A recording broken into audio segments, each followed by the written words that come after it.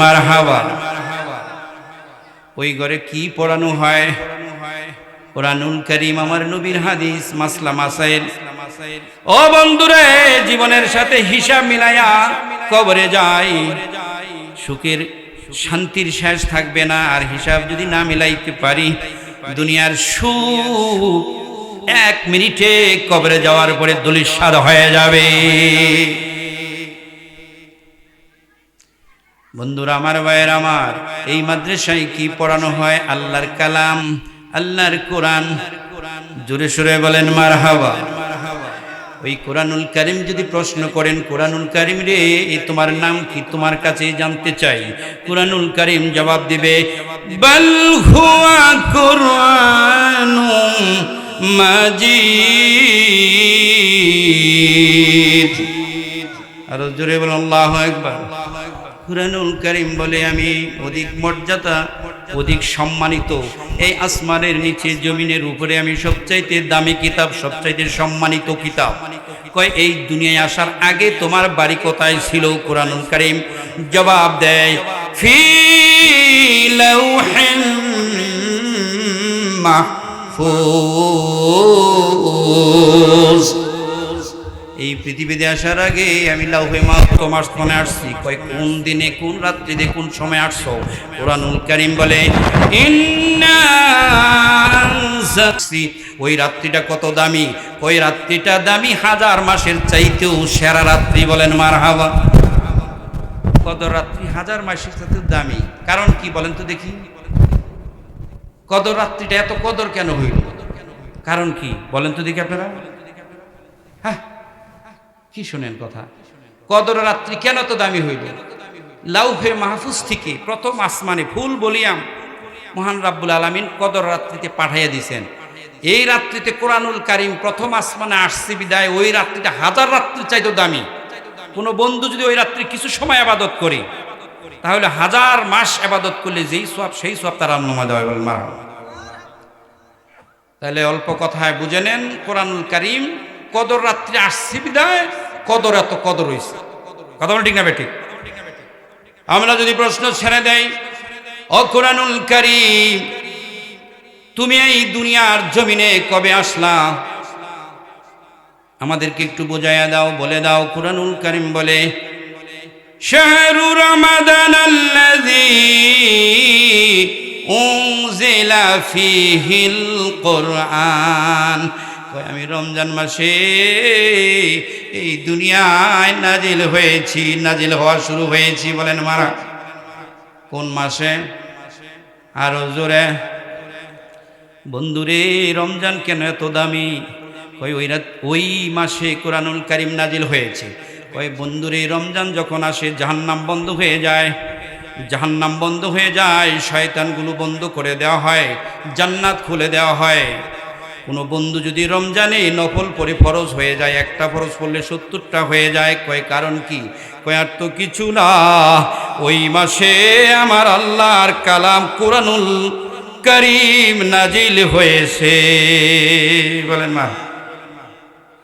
কোরআনুল কারীমের কাছে যদি জিজ্ঞাসা করেন, ও কোরআনুল কারীম, তুমি কার উপরে নাজিল হইলা? কোরআনুল কারীম জবাব দেয়, আমি পৃথিবীর এমন কোনো ব্যক্তি, এমন কোনো জায়গা নাই যেই জায়গায় আমি নাজিল হওয়ার জন্য উপযোগী হয়েছিলাম। লাউ আনজালনা হাযাল কুরআন আলা জাবালিন লারাআইতাহু খাশিআম মুতাসাদ্দিয়াম মিন খাশিয়াতিল্লাহ। আর জোরে বলুন আল্লাহু আকবার।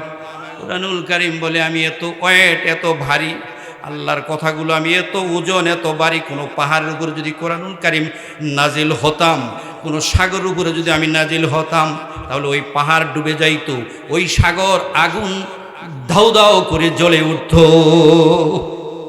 কই তাহলে কার উপরে নাজিল হইলা?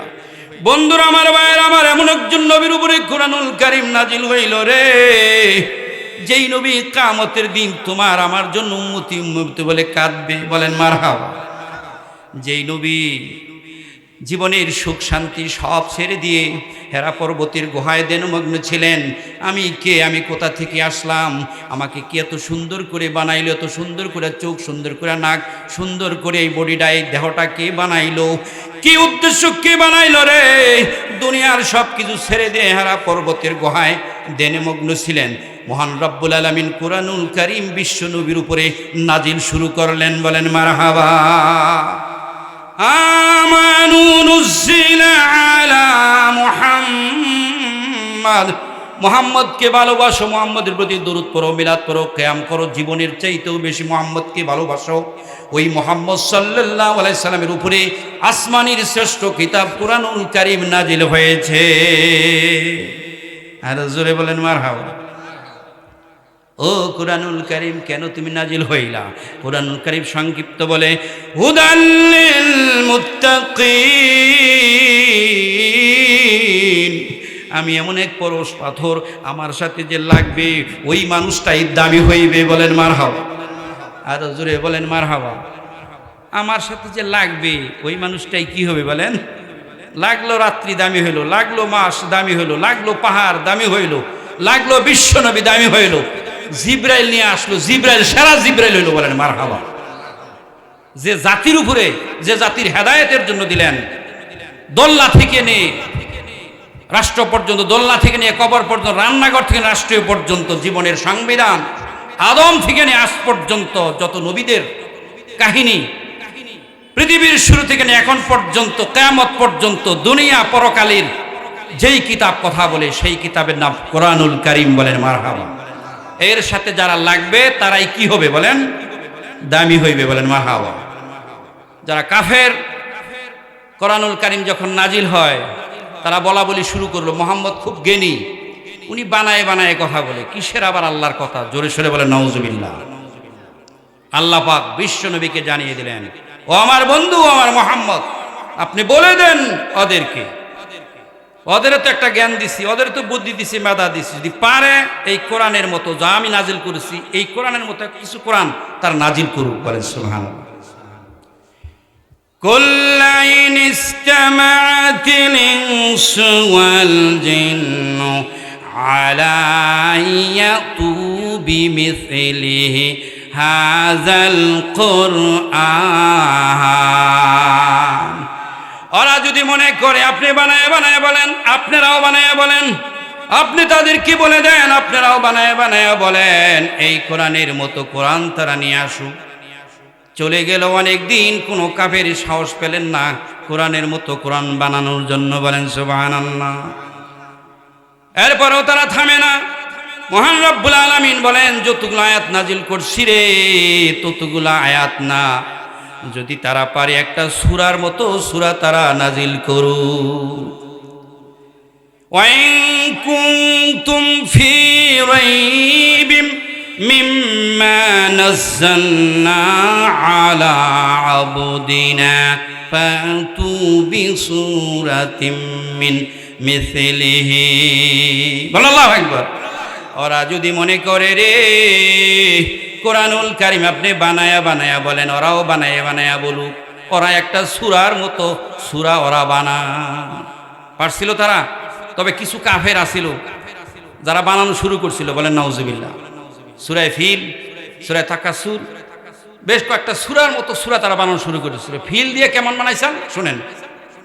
ফিল দিয়ে বানাইছে সূরা আল ফিল মাল ফিল ওয়া মা আদরাকা মাল ফিল। কয় হাতি, তুমি কি জানো হাতি কি? কয় হাতির লম্বাটা লেজ আছে, হাতির বড় বড় দুইটা কান আছে। বলে নাউজুবিল্লাহ। এক কাফের বানায়, আরেক কাফের বলে এই হাতির যে লেজ আছে, কান আছে তো দেখাই যায়, ভিতরের কথা ক। বলেন আল্লাহু আকবার। মুহাম্মদ যেই সূরাগুলো বলে, এই সূরার ভিতরের কত গভীর, কত বিশাল, এটার ব্যাখ্যা বিশ্লেষণ করে তো আমরা শেষ করতে পারতেছি না, কত কথা বেরিয়ে আসতেছে। আর তুই যে হাতির কথা বলতেছিস, হাতিটা সূরা বানাইলি, এই হাতি একটা বড় জানোয়ার, এই হাতির বড়টা লেজ, বড় বড় কান আছে, কিন্তু দেখাই যায়, ভিতরের কথা ক। একজনে বানায়, আরেকজনে কয় হয় নাই। বলেন মারহাবা। আরো জোরে বলেন মারহাবা। আল্লাহ বাদ দিলেন কোরআনুল কারীমের মতো কোরআন না, সূরার মতো সূরা না। ওরা যদি পারে একটা আয়াতের মতো আয়াত বানায়। কিসের মতো? কাবার মধ্যে লিখে দিলেন ইন্না আ'তাইনাকাল কাউসার। বলেন আল্লাহু আকবার। ওরা যদি পারে রে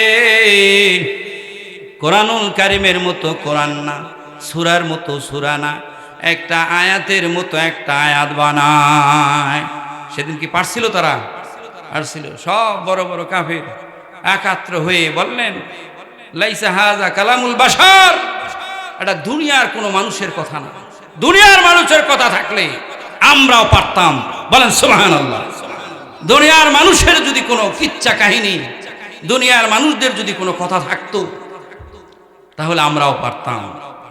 বন্ধুরা আমার, ভাইরা আমার, কোরআনুল কারীম এমন এক কিতাব, দুনিয়ার মানুষ ছোট্ট একটা বই জীবনে কোনোদিন মুখস্থ করতে পারবেনি। পারছে? হ্যাঁ পারছে নাকি? আহা, এখন দেখা যায় 6 মাস, 1 বছর 6 মাসের মধ্যে অনেক হাফেজ হয়। বলেন আল্লাহু আকবার। 6666 আয়াত তারা মুখস্থ করে ফেলে। এখানে প্রমাণ করে কোরআনুল কারীম আল্লাহর কিতাব। কোরআনুল কারীম এক মহাসত্তার বিস্ময়কর বিস্ময় কিতাব, যারা দুনিয়ার মানুষের পক্ষে সম্ভব না। এটা যিনি স্রষ্টা, যিনি মালিক, যিনি দুনিয়া বানাইছে, দুনিয়ার মানুষ বানাইছে, সব কিছু বানাইছে, সেই মানুষের সংবিধান হিসাবে সেই স্রষ্টাই দিয়েছেন। বলেন আল্লাহু আকবার। আরো জোরে বলেন আল্লাহু আকবার। বন্ধুরা আমার, ভাইরা আমার, কাফের একে অপরে বলা বলি শুরু করলো, তোরা যদি এইভাবে কোরআন শরীফ, এইভাবে যদি কোরআন শরীফ শুনস বা বাধা না দেশ, তাহলে আমাদের ক্ষমতার চেয়ার থাকবে না। কি থাকবে না? বলেন, ক্ষমতার চেয়ার থাকবে না। ক্ষমতার চেয়ার ছেড়ে দিতে হবে। বন্ধুরে, যারা বিরোধিতা করলো তারাও জানতো এটা আল্লাহর কালাম। বলেন সুবহানাল্লাহ। দুনিয়ার চারের জন্য, দুনিয়ার লোভের জন্য তারা সব কিছু ভুলে যায়। কথা বলেন ঠিক না বেঠিক? আলেমদের কষ্ট দেওয়া, আলেমদের জেলখানায় দেওয়া, আলেমদের ফাঁসি দেওয়া, এরকম কঠিন কাজ থেকেও তারা বারণ করতে পারে না। কারণ দুনিয়ার লোভ, দুনিয়ার ক্ষমতা মারাত্মক জিনিস। এইটা যাদের পেয়ে বসে শয়তান তাদের উপরে সবচাইতে বেশি ভর করে। কথা বলেন ঠিক না বেঠিক? বন্ধুরা আমার, ভাইয়েরা আমার, কোরআনুল কারীম মক্কা মদিনায় যেখানে আমার নবী যায় সেখানে কোরআনুল কারীম নাজিল হয়। কাফের সম্প্রদায় একে অপরে বলে দেয়, ভাই তোরা কোরআন শরীফ শুনিস না? যখন কোরআন শরীফ পড়া হয় সেখানে হট্টগোল কর, সেখানে বাজে বাজে বাজে কথা বল। ঠিক তাই করা হলো। কিন্তু বড় বড় কাফের যারা উতবা, সাইব, আবু জাহেল সহ প্রিয় নবীর জন্মভূমি যেখানে, যেখানে তার ঘর, মক্কার অদূরেই যেখানে ঘর, সেখানে যখন আল্লাহর হাবিব কোরআন তেলাওয়াত করে, ওই বড় বড় কাফেরগুলো গভীর রাত্রিতে সকলকে ফাঁকি দিয়ে আল্লাহর কালাম তারা শুনতে থাকে। বলেন সুবহানাল্লাহ। একদিন গভীর রাত্রি হয়ে গেল, 3 জন বড় কাফের আল্লাহর হাবিবের ঘরের পাশ দিয়ে কোরআন তেলাওয়াত শুনে যখন সকাল হয়ে গেছে, একজন আরেকজনের সাথে সাক্ষাৎ দেখা হয়ে গেছে। একজন আরেকজনের মাথার মধ্যে আপনার ঢিপ লাগে, বলে তুই কোন আসছিলি? কয় তুই কোন আসছিলি? আরেকজন তুই কোন আসছিলি? সবাই কয় ভাইরে, দিনের বেলায় আমরা মুহাম্মদের কালামের বিরোধিতা করি, কিন্তু আসলে এই কালামের মধ্যে এত মধুরে, এত মধু। পৃথিবীর শুরু থেকে 14 বছর আগে থেকে শুরু হয়েছে। ফাতিহা শরীফ নামাজের মধ্যে পড়ি, যতবার শুনি, যত অর্থ বুঝি, যত ব্যাখ্যা বিশ্লেষণ বুঝি, তত আরো মধুর লাগে। নাকি এমন মনে হয় যে ফাতিহা বাদ দিয়ে অন্য সূরা পড়তো? এর মনে হয় নাকি? দুনিয়ার একটা গান 15 দিন 20 দিন বা 1 মাস 2 মাস চললে ওইটা আর শুনতে চায় না। কথা বলা ঠিক না বেঠিক? কোরআনুল কারীম যে আল্লাহর মহা কিতাব, তার জ্বলন্ত প্রমাণ হলো জীবনে বারবার ফরজ নামাজে, সুন্নত নামাজে, নফল নামাজে ফাতিহা শরীফ পড়তেছি, এর মজা কোনোদিন শেষ হয় না। যত আঘাত দিয়েছি, যত তরিকতের পথে আঘাত দিয়েছি, যত সলফে সালেহিনদের সাথে যোগাযোগ করতেছি, তত আরো মজা বৃদ্ধি পাইতেছে। বলেন মারহাবা। আলা ইলাহা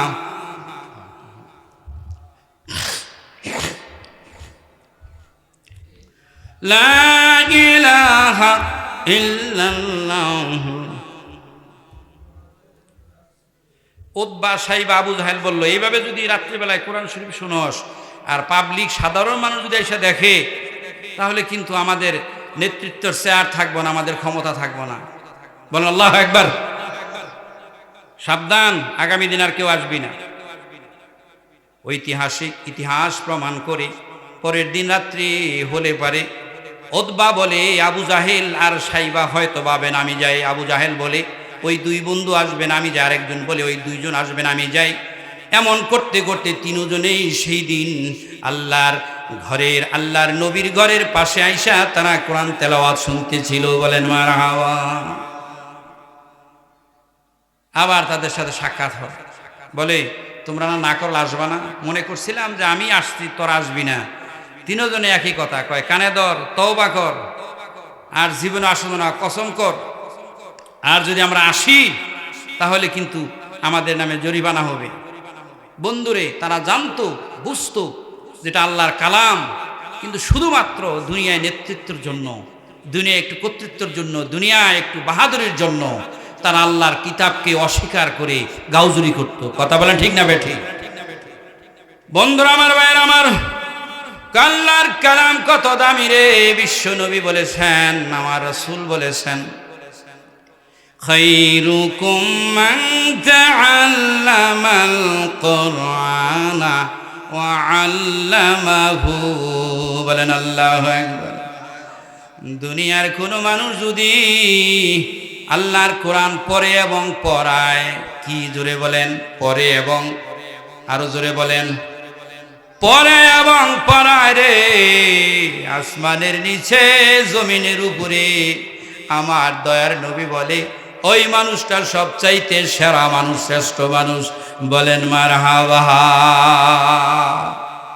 এই জন্যই তো আল্লাহ নবী বলেছেন, কুন আলিমান আও মুতাআল্লিমান আও মুস্তামিআন আও মুহিব্বান ওয়ালা তাকুনিল। অথবা আলেমের ছাত্র হও, অথবা আলেমের সহযোদ্ধা হও, সহকারী হও, সাহায্যকারী হও, অথবা আলেমকে ভালোবাসো। এই 4 পদের মধ্যে থাকো। সাবধান, 5ম প্রকার হয়েও না, তুমি ধ্বংস হয়ে যাবা। বন্ধুরা আমার, ভাইয়ের আমার, একজন ছেলে যখন আলেম হয়, আবেশ হয়, কোরআন হাদিস পড়ে যখন আলেম হয়, কত দামি হয়।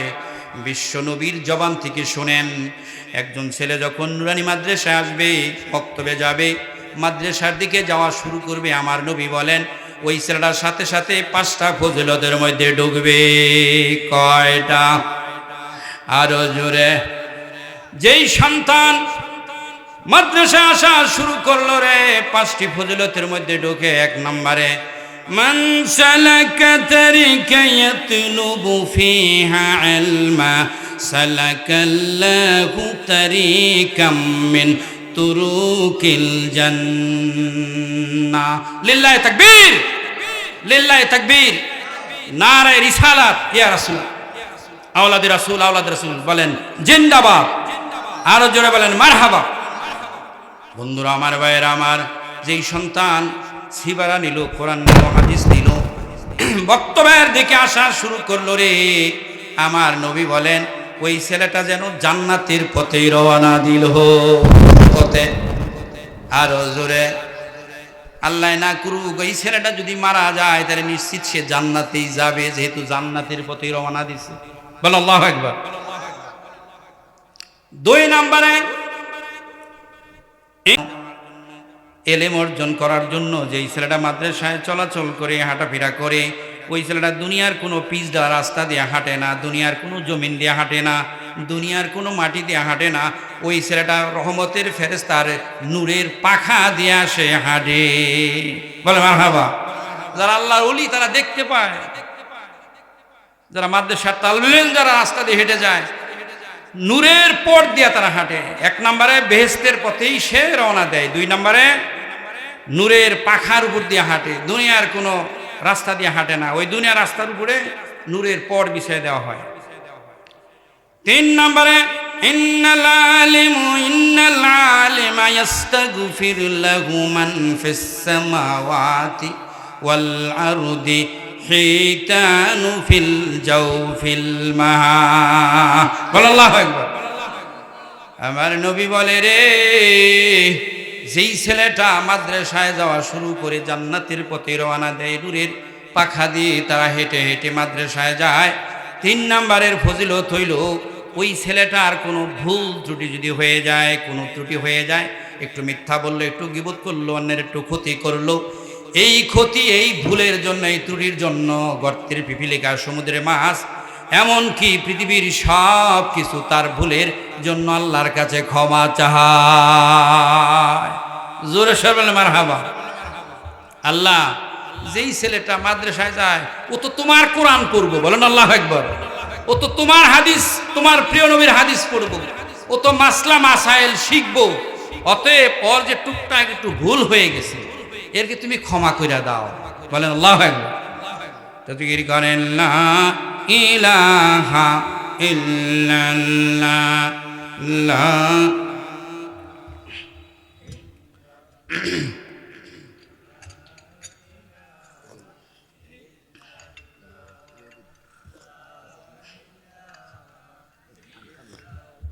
হুজুরে দাও।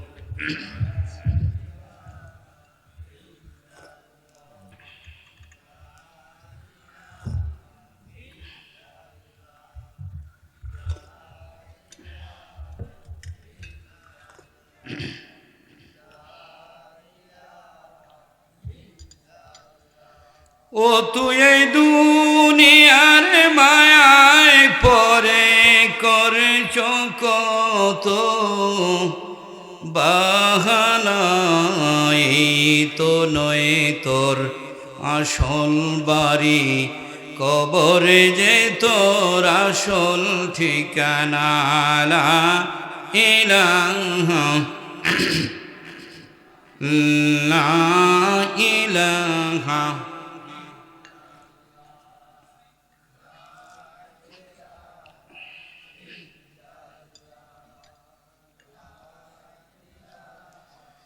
লা ইলাহা ইল্লাল্লাহু মুহাম্মাদুর রাসূলুল্লাহ সাল্লাল্লাহু আলাইহি সাল্লাম। যেই ছেলে মেয়ে মাদ্রাসায় পড়ে, আমি 3টি ফজিলতের কথা বলছি, এই কয়টা বলতে পারেন? 1 নম্বরের কি? জান্নাতের পথেই যায়। 1 নম্বরে কি? একটু জোরে বলেন না সবাই। আপনাদের ছেলে মেয়ে মাদ্রাসায় পড়ে যারা সহযোগিতা করেন এর মধ্যেও পড়ে যায়, বলেন মারহাবা। 2 নম্বরে সে নূরের পথ দিয়ে হাঁটে। 3 নম্বরে ওর ভুল হয়ে গেলে সমস্ত গর্তের পিপিলিকা, সমুদ্রের মাছ আল্লাহর কাছে ক্ষমা চায়, মাবুদ গো তোমার কোরআন পড়বো, আমার নবীর হাদিস পড়বো, আর যে ভুল হয়ে গেছে ক্ষমা করে দাও। 4 নম্বরের ফজিলত, ইন্নাল ফাদলাল আলিমি আলাল আবিদ কাফাদুলিল কামারি লাইলাতিল বদরি আলা সাইরিল কাওয়াকিব, বলেন আল্লাহু আকবার। আমার নবী বলে রে, ওই ছেলেটা 4 নাম্বার ফজিলত হইল, আকাশের মধ্যে তোমরা যেই তারকা দেখতে পাও, ওই তারকার তুলনায় চাঁদ যেমন দামি রে। কয় তারকার গণনা মানুষ করে না। চাঁদ কবে ওঠে, কবে রবিউল আউয়াল, কবে রমজান, কবে শাওয়াল, কবে জিলকদ, কবে জিলহজ, মানুষ খোঁজাখুঁজি করে কবে কোন চাঁদ উঠে। কয় চাঁদ যেমন দামি রে, কয় চাঁদ যেমন মূল্যবান, আকাশের তারকার তুলনায় চাঁদ পূর্ণিমার জ্যোৎস্না যেমন দামি রে। কয় সাধারণ মানুষের তুলনায় ওই সন্তানটা অনুরূপ দামি হইয়া যায়। আরো জোরে বলেন মারহাবা। ওই ছেলেটা কোরআন হাদিস পড়তে পড়তে যেই দিন সে আলেম হয়ে যাবে, শরীয়ত বুঝবে, তরিকত বুঝবে, হাকিকত বুঝবে, মারিফত বুঝবে, ওই ছেলেটা যখন আল্লাহওয়ালা হয়ে যাবে রে,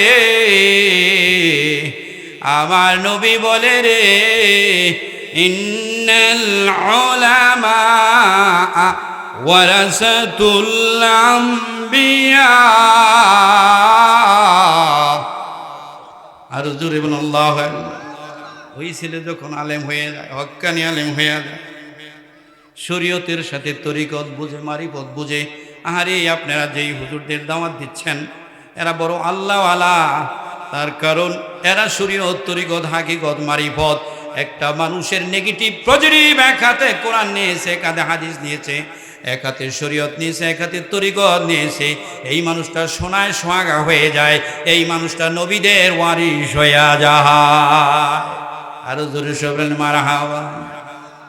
নবীরা কোনো সম্পদ, কোনো দেরহাম, কোনো ধন সম্পদ রেখে যায় নাই, সেই সম্পত্তির ওয়ারিস হবে। ওয়ারিস কিসের? প্রিয় নবী রাসূল পাক সাল্লাল্লাহু আলাইহি সাল্লামের ওয়ারিস কিসের? তারা এলেমের ওয়ারিস হয়ে যায়, বলেন মারহাবা। প্রিয় নবী সারা জীবন এলেমের দাওয়াত দিয়েছে, এলেমের চর্চা করেছে। সেই এলেম যারা অর্জন করে, তারাও যারা চর্চা করে, যারা আমল করে, তারাও নবীদের ওয়ারিস হয়ে যায়, বলেন মারহাবা। তাহলে আপনি যদি মাওলানা, মুফতি, হাফেজ, হক্কানি পীর হয়ে যায়, তাহলে সে 5টা ফজিলতে ঢোকে। কয়টা? আরো জোরে। 1 নম্বরে শুরুতেই সে যখন লেখাপড়া শুরু করতে যায় জান্নাতের পথে চলে। 2 নম্বরে সে নূরের পথ দিয়ে হাঁটে। 3 নম্বরে তার ভুল যা হচ্ছে এর জন্য গর্তের পিপিলিকা সমুদ্রে মাছ আল্লাহর কাছে ক্ষমা চায়। 4 নম্বরে সে কেমন দামি? কয় আকাশের তারকার তুলনায় চাঁদ যেমন দামি, সাধারণ মানুষের তুলনায় ওই ছেলেটা তো অনুরূপ দামি। সর্বশেষ আল্লাহর হাবিব, প্রিয় নবী, বিশ্ব নবী, দয়ার নবী বলেন, শুধু তাই নয়, সে আমার ওয়ারিস হয়ে যায়। বলেন আল্লাহু আকবার। আরো জোরে বলেন আল্লাহু আকবার। বাবাই বলতে পারে, হুজুর ভালো কথা, ছেলে এত দামি হয়েছে, এত মূল্যবান হয়েছে, ভালো কথা। আমি যে এত কষ্ট করলাম, ভ্যান চালাইলাম, রিক্সা চালাইলাম, দিন মজুরির কাজ করে আমার ছেলেটা নুরানি মাদ্রাসায়, হেফজ মাদ্রাসায়, কিতাবখানায়, আলিয়া মাদ্রাসায় এই যে পড়ায় আমি হাফেজ, মাওলানা, মুফতি বানালাম, আমার লাভ কি? তার লাভে আছে কিনা নাই বলেন? সে যদি না বানাইতে হইতো তাহলে লাভ তার আছে কিনা? আমার নবী কি কোনো কিছু বাদ রাখছে? আমার আল্লাহ কোনো কিছু বাদ রাখছে? কোরআনুল কারীম, হাদিস এমন কিতাব, পৃথিবীর এমন কোনো জিনিস নাই যেই জিনিস কোরআনুল কারীম হাদিসের মধ্যে আসে নাই। বলেন আল্লাহু আকবার। বন্ধুরা আমার, ভাইয়ের আমার নবী, বিশ্ব নবী, দয়ার নবী, নূর নবী, হায়াতুন নবী দিতে পারবে না, ঘরের ভিতরে আলো দিতে পারবে না, কিন্তু কিয়ামতের ময়দানে এক শ্রেণী মানুষ থাকবে, তাদের মাথায় এমন একটা টুপি দেওয়া হবে যেই আলোটা ঘরের ভিতরেও ভেদ করে ঢুকতে পারবে। বলেন সুবহানাল্লাহ। এরকম ছামেরা থাকবে, ছামেরা ভেদ করে সেই আলো জমিনের মধ্যে পড়ে যাবে। জিজ্ঞাসা করা হবে, ও আমার মালিককে, ও আমার প্রভু, আমার আল্লাহ, এই যে উপরের লেভেলে যেই মানুষগুলো দেখা যায়, যাদের গায়ে থেকে এত আলো আসে, ওই মানুষগুলো কারা একটু জানতে চায়, এদের এত মর্তবা কেন, এত দাম কেন, এত মূল্য কেন না? আমার মালিক বলবে, আমার হাবিব কি তোমাদেরকে বলে দেয় নাই? আমার নবী কি তোমাদেরকে বলে দেয় নাই? কিয়ামতের ময়দানে যেই সন্তানগুলো হাফেজ হইল, মাওলানা হইল, মুফতি হইল, যাদের অবদানে যারা এত কষ্ট কইরা বানাইল, ওরা হইল আর কেউ না, ওরা হইল মা এবং বাবা। বলেন মারহাবা। মা বাবা ইচ্ছা করলে ইঞ্জিনিয়ার বানাইতে পারতো, ডাক্তার বানাইতে পারতো, দুনিয়ার কোনো খেয়াল করে নাই, দুনিয়ার ইচ্ছা করে নাই, সে একজন হক্কানি আলেম বানাইছে।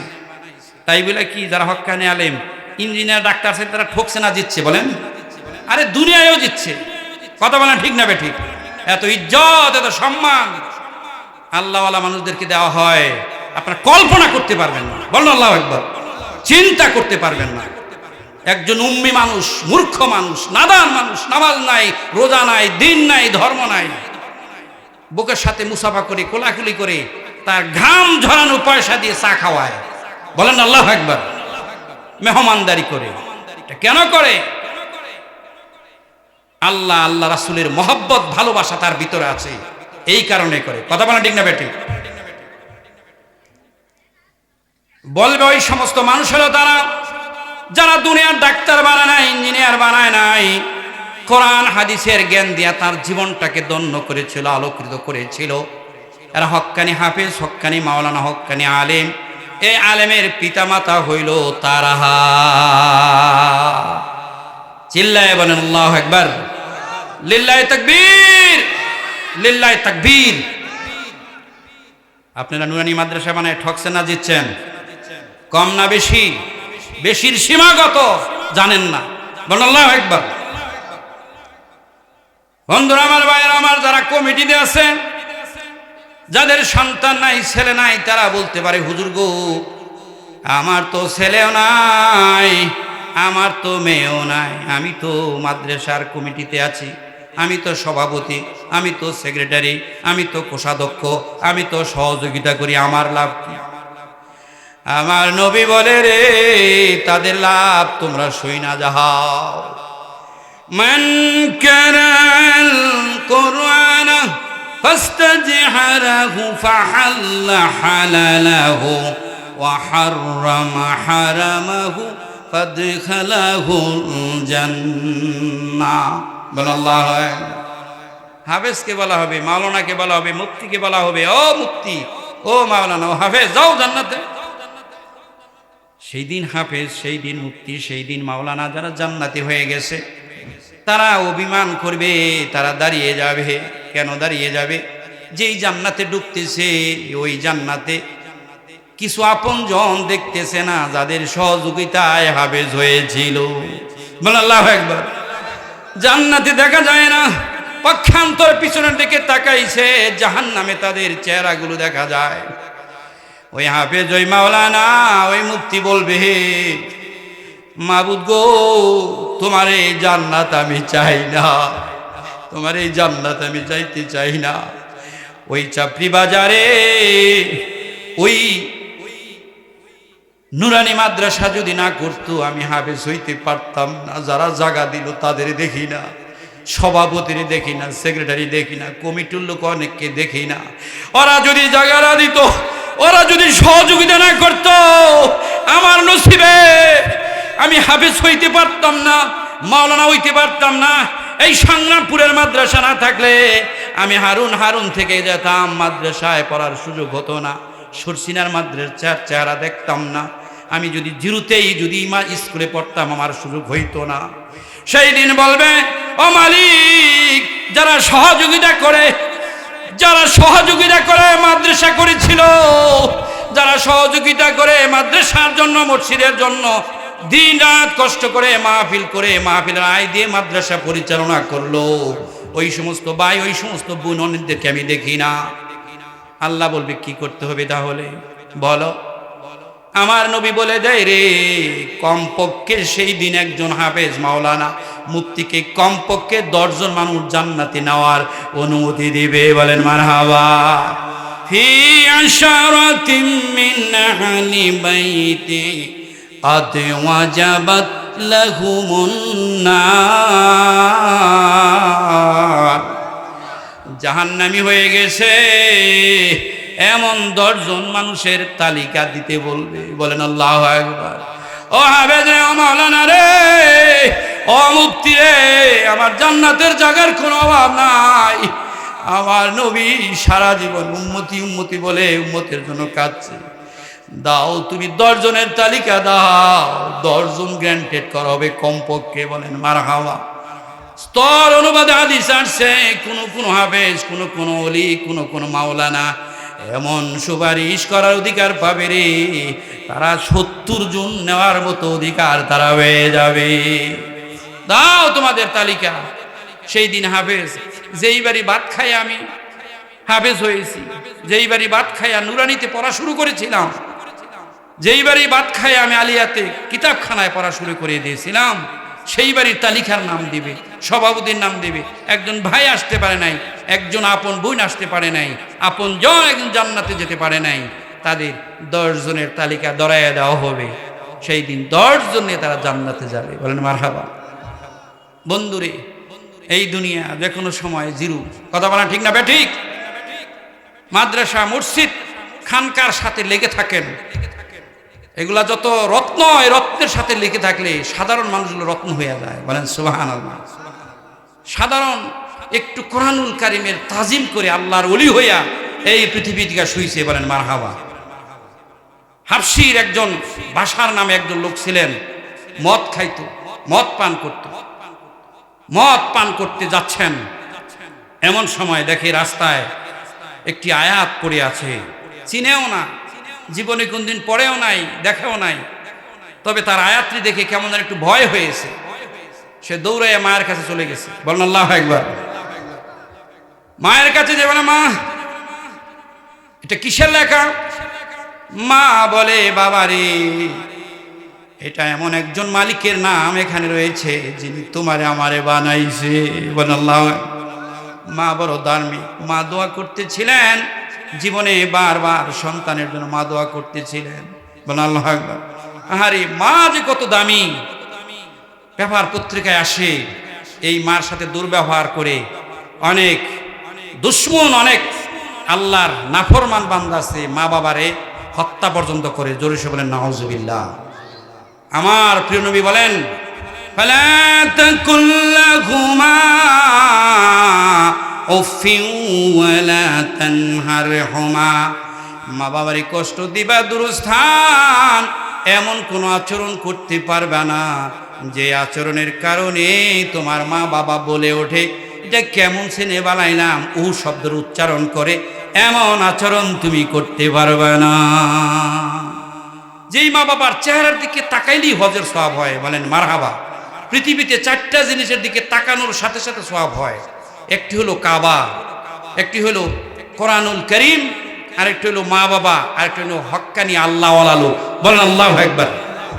এদের দিকে তাকাইতে দেরি, সওয়াব হইতে দেরি হয় না। কেমন সওয়াব? আমার নবী বলেন, কোন সন্তান যদি মা বাবার চেহারার দিকে হৃদয়টা নরম করে দিয়ে তাকায়, এইটা আমার বাবা নিজে বালো না কাপড় চোপড় পরে আমারে বালো কাপড় চোপড় পরাইছে, আমারে পড়াশোনা করাইছে, এইটা আমার মারে ডাইনি শোয়াইছে পেশাব করে দিতাম, বামে শোয়াইছে পেশাব করে দিতাম, কোন সময় জানি আমার বুকে নয়া মা ঘুমাইয়া গেছে। বলেন আল্লাহু আকবার। এমন খেয়াল করে, এমন ধ্যান করে কোন সন্তান যদি পিতামাতার চেহারার দিকে তাকায়, আমার নবী বলে রে, একটি কবুল হজের সওয়াব তার আমলনামায় উঠে যায়। বর্তমানে 5 লাখ টাকা খরচ হয় হজ করতে গেলে। এই হজ করতে গিয়ে যদি 2-1 টাকা হারাম হয়, হজ কবুল হবে? কেউ বুকের মধ্যে হাত দা বলতে পারবে আমার হজ কবুল হয়েছে? বলতে পারবে না। কিন্তু কোনো বন্ধু যদি মা বাবার চেহারার দিকে একটু দেলটা নরম করে দিয়া তাকায়, আমার নবী বলে তাকাইতে দেরি একটি হজের সওয়াব হইতে দেরি হবে না। সাহাবীরা সওয়াবের পাগল ছিল। সাহাবীরা বলেন, ইয়া রাসূলুল্লাহ, ইয়া হাবিবাল্লাহ, কুল্লু ইয়াউম, প্রতিদিন মিয়াতে মাররা যদি আমরা 100 বার করে তাকাই তাহলে কি হবে? আমার নবী বলে রে, কোন সন্তান যদি মা বাবার চেহারার দিকে 100 বার করে তাকায়, 100টা কবুল হজের সওয়াব তার আমলনামায় হয়ে যাবে। এই জন্যই তো আল্লাহ হাবিব বলেছেন, হুমা নারুকা হুমা জান্নাতুকা, পিতামাতা তোমার জান্নাত, পিতামাতা তোমার জাহান্নাম। পিতামাতা সন্তুষ্ট থাকবে, তুমি জান্নাতি। বলেন মারহাবা। বন্ধুরে, আমার মাদ্রাসায় এক হুজুর আসছিল, কারগুজারি শোনাই গেল, কয় কিভাবে সন্তান মা বাবাকে কষ্ট দিতে পারে। একটি কারগুজারি শোনাই গেলেন, 70টা ঘটনা শুনে মা বাবা সন্তানের কত মহব্বত করে, বাস্তব ঘটনা শোনাই গেলেন।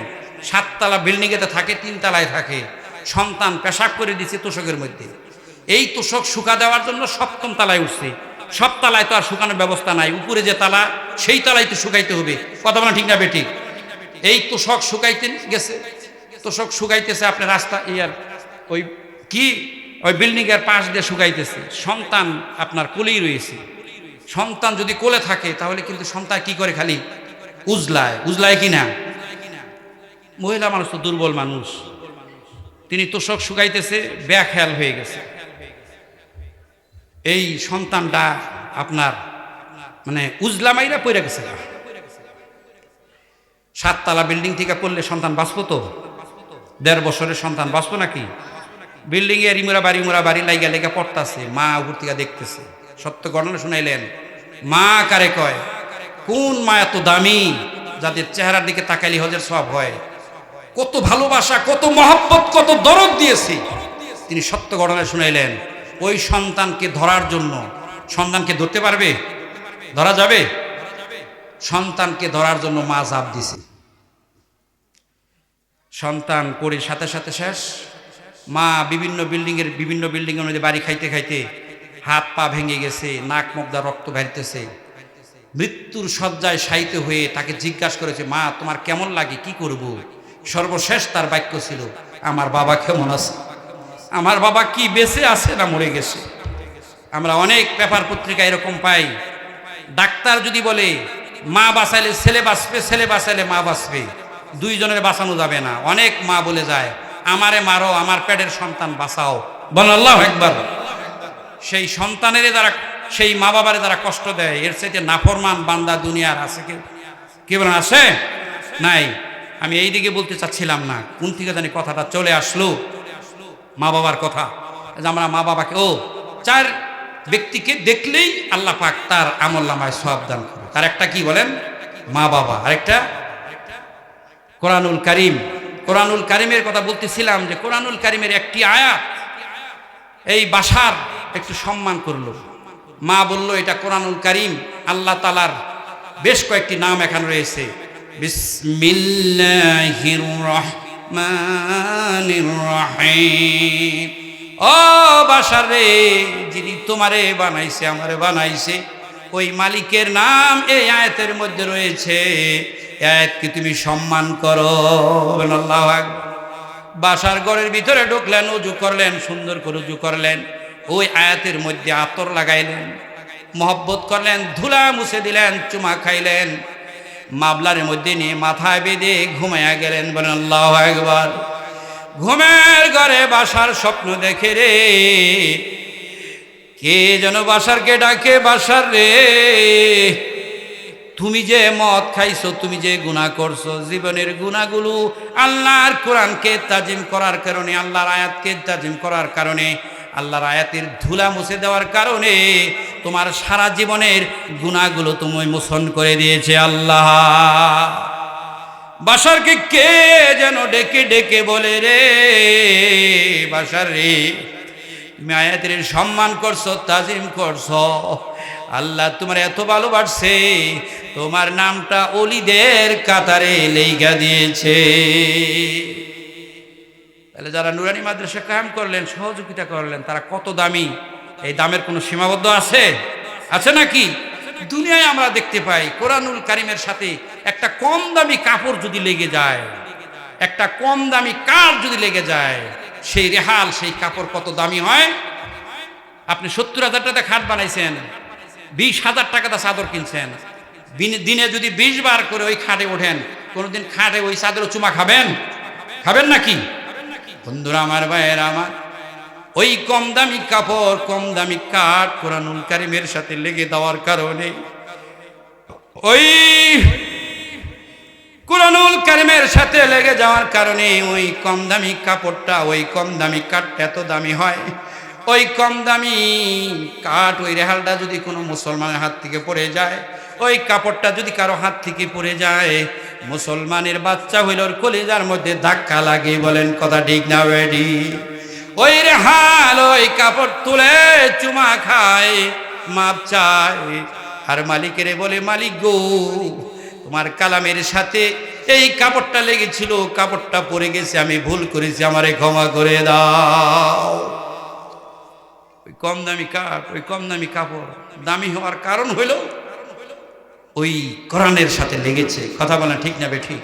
আল্লাহর ঘরের সাথে, মক্তবের সাথে, মাদ্রাসার সাথে যে যত লাগবে সে তত দামি হবে। বলেন আল্লাহু আকবার।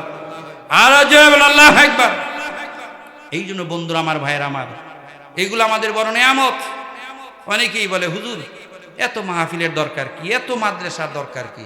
আমি তো স্বপ্ন দেখি এই বাংলাদেশ এমন এক সময় হবে যেখানে নুরানি মাদ্রাসায় সারা বাংলাদেশ ভরে যাবে। বলেন আল্লাহু আকবার। এমন একজন ভাই থাকবে না, এমন একজন বোন থাকবে না যারা আল্লাহর কালাম পড়তে পারে না। বলেন আল্লাহু আকবার।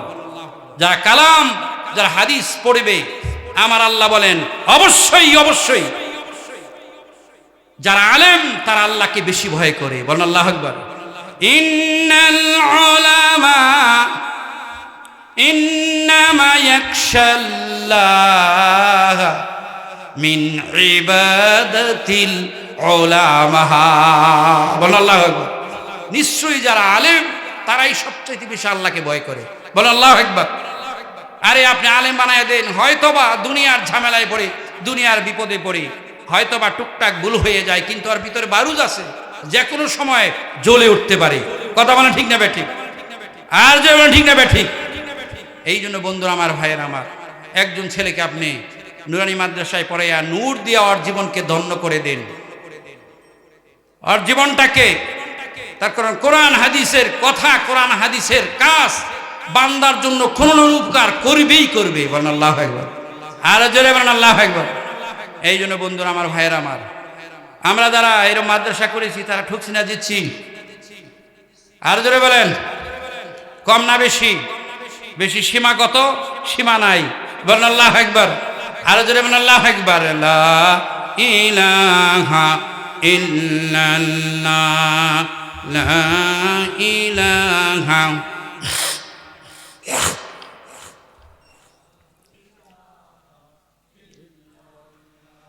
লা ইলাহা লা ইলাহা ইল্লাল্লাহু মুহাম্মাদুর রাসূলুল্লাহ সাল্লাল্লাহু আলাইহি ওয়াসাল্লাম। যেই পর্বতের উপরে নাজিল হয়েছে ওই পর্বত দেখার জন্য প্রায় 2 ঘন্টা সময় লাগে। যারা মক্কা মদিনায় যায় ওই পর্বত একটু দেখবার ওঠে। বলেন সুবহানাল্লাহ। যে আল্লাহর কালাম প্রথম এখানে নাজিল হয়েছিল। আমার জীবনেও কোথাও কোনোদিন পা কাঁপে নাই, কিন্তু আমি যেই পর্বতে আল্লাহর হাবিব হিজরতের সময় আশ্রয় নিয়েছিলেন সেই পর্বতে নামার সময় বিশ্বাস করবেন আমার 2টা পা এমনভাবে কাঁপতেছিল, আমি বসলাম এবং 2 পায়ে যেইটা ধরলাম, অন্তত 5 মিনিট বসে থাকলাম, কাঁপাকাঁপি বন্ধ হলে এরপরে নামলাম। বলেন আল্লাহু আকবার। বন্ধুরে, ওই পাহাড়গুলোতে কেন ওঠে? আমি যেই মসজিদে ছিলাম, ওই আব্বাস মসজিদ, ওই মসজিদের শায়েক, আমি ওই পাহাড়ে যাব দেখার জন্য। ওই শায়েক বলে, এই হারুন, ওই পাহাড়ে কি আছে তুই দেখবার যাবি? আমি বললাম আল্লাহর কালাম নাজিল হয়েছে। কয় নাজিল হয়েছে তাতে কি হয়েছে? কই তোরা বুঝবি না, মক্কার মানুষ হজ পায় না। কথা বলে ঠিক না বেঠিক? দরজার ঘাস গরুয়ে খায় না, ওরা ওটার মূল্যায়ন বোঝে না। আমরা বুঝি যেখানে আমার হাবিবের একটু পা লেগেছে, কোরআনুল কারিমের ছোঁয়া লেগেছে, ওই জায়গায় গিয়ে আমাদের নিজের জীবনকে আমরা ধন্য করতে পারি। বলেন মারহাবা। আরো জোরে বলেন মারহাবা। এই জন্য বন্ধুরা আমার, ভাইয়েরা আমার, জীবনের সাথে একটি শক্ত সিদ্ধান্ত নাও। নিজে আলেম হতে পারি নাই, আলেমের ছাত্র হইয়া যাও। তাও হতে পারলা না, আলেমের সহকারী হইয়া যাও, সাহায্যকারী হয়ে যাও, সহযোদ্ধা হয়ে যাও।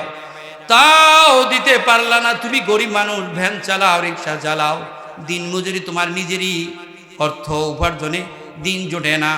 তুমি আলেমকে, আলেম হওয়ার জন্য যেই প্রতিষ্ঠানগুলো, এই প্রতিষ্ঠানগুলোর তুমি মহব্বত করো, ভালোবাসো, তাহলে তুমিও খায়রুকুম মান তাআল্লামাল কোরআনা ওয়া আল্লামাহুর মধ্যে পড়ে যাওয়া। এই যে কোরআন যারা শিক্ষা দেয়, শ্রেষ্ঠ মানুষ, এই শ্রেষ্ঠ মানুষের সঙ্গে আসছে যারা সহযোগিতা করবো, এরাও শ্রেষ্ঠ মানুষ। বলেন মারহাবা। কারণ তারা যদি জায়গা না দিত, ঘর না দিত, সহযোগিতা না করতো, তাহলে এই মাদ্রাসা, এই মসজিদ কায়েম হইতো না। কথা বলা ঠিক না বেঠিক? তাদের সহযোগিতার কারণেই এখানে কোরআনুল কারীম পড়াইতে পারতেছে। এই কারণে হাদিসের ব্যাখ্যায় আসছে, কয় তারাও শ্রেষ্ঠ মানুষে